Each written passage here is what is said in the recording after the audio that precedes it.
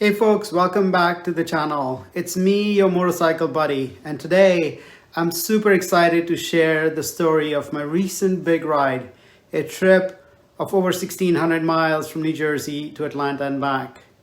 So get ready for a ride full of twists and turns.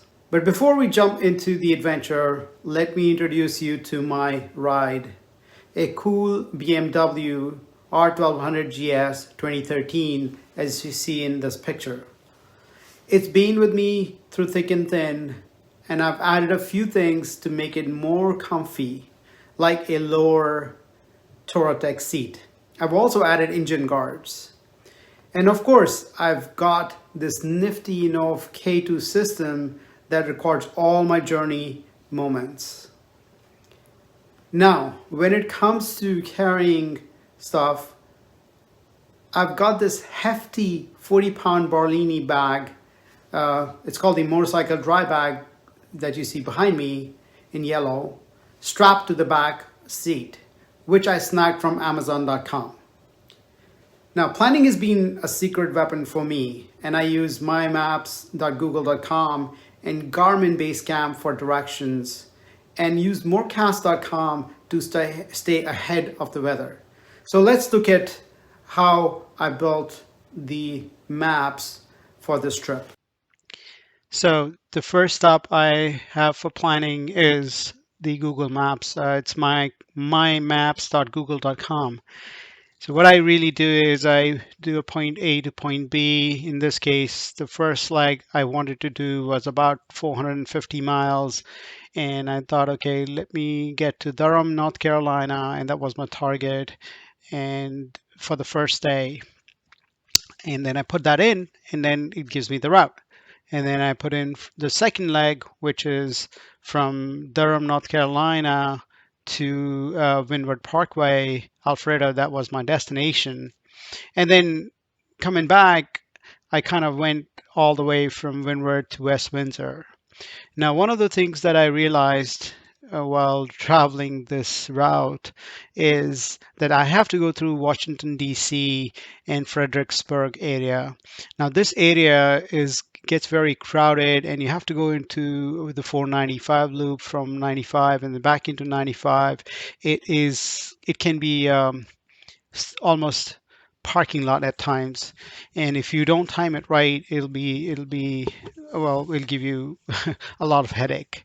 So what I did was I changed or jumped into a local road or a local highway, the 301 5 and then 301, which bypassed the Washington area, and Fredericksburg, and connected me back onto 95 on Richmond. And then from Richmond to Petersburg, and then I jumped onto 85 to go to Durham. And then finally from Durham to Alpharetta. The second thing I did was I went to morecast.com. And what morecast.com tells me is, how is the weather going to be throughout my route and what time. And I can put in a start time and or a depart time, and then it'll tell me what time, how the weather will be approximately in those dates and days. In this case, it's today's, so there's no weather problems as you can see. But if there are weather problems, it'll tell you that it'll be raining at certain spots and it'll be sunny at certain spots, and this will be the riding temperature. Once I'm done with this, I'm comfortable with the weather, what time I'm going to leave, and what time, what route I will take. I then jump into base camp. Now, the base camp basically gives me two things. One, once I've done this base camp, I can upload it to my device on the motorcycle. But more importantly, what this tells me is and gives me a way to plan my stops.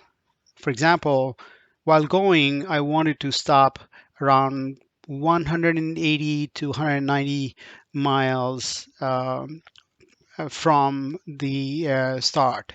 So what I did was I mapped first created the map and then looked at all these fuel stops in places where it would be about 190 miles. Now, if you click on it, it will tell you, as you can see, this destination I will reach around 8:30 p.m. depending on if I start now, and it is about 185 miles. I'm sorry, if I leave at 8:30 p.m., it's about 185 miles, and I'll be there by 6:38 a.m. So this gives me a good way to plan my stops and wherever I want to get fuel, and even the hotel for that matter. And my plan was pretty simple, stop every 190, 185 to 200 miles in between that. And or if I feel comfortable, or feel uncomfortable, just stop a little before that. And that's about it. So, like I said, planning is my secret weapon. I use mymaps.google.com, Garmin Basecamp, and then Morecast to see how's the weather. So on the planning day or the riding day or the first day, I aimed to do about 450 miles, but ended up doing about 436 to Durham, North Carolina. I made a few stops for gas, but got caught in a short rain spell on the third stop. Talk about unexpected surprises. Day two took me to Charlotte, North Carolina to meet a friend, and then I headed to Alpharetta, Georgia. I dealt with some highway construction, mostly smooth, but got to my hotel by 6:30 p.m. Work kept me in Atlanta for a bit, and my plan to explore some scenic routes got messed up by bad weather. Facing a storm, I had two choices: stay put in Atlanta for 5 days or hustle back home. After checking morecast.com for guidance, I decided to ride 600 miles to DC to dodge the rain. I left at around 8:40 a.m. and reached DC by 7:30 p.m. And then, feeling a bit more adventurous, rode 3 more hours to get home by 10:40 p.m., just before the storm hits.